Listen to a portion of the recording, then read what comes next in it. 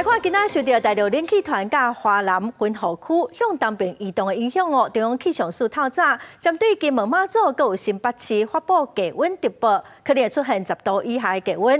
玉山气象站伫早起10点外佮落冰高哦。另外，气象署嘛发布5县市的大雨特报，基隆、北海岸、新北市佮有宜兰花莲佮南投山区会落大雨。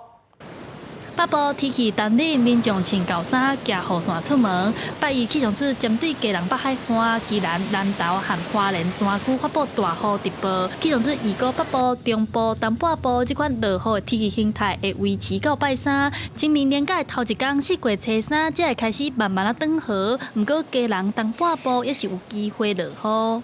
礼拜三、礼拜四整个是水汽减少的过程，所以在礼拜三这一天，在基隆北海岸东半部还有一些局部降雨，而另外在西半部的山区也有一些零星下雨的状况。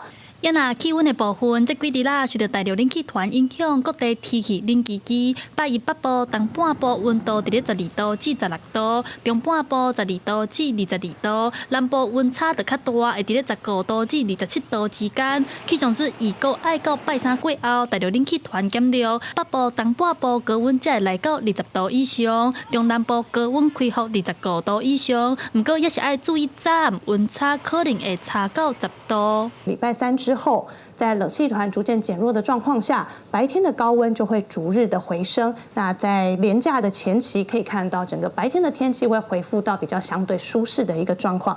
气象署表示，清明年假天气上稳定的时间，伫咧4月初3到4月初4这2天。气象署建议民众，若是有要去陪梦，也是要出门，会当趁这2天，因为过来4月初5、4月初6，北部、东半部会恢复落雨的天气形态。记者戴阿轩、林旭凯台北报道。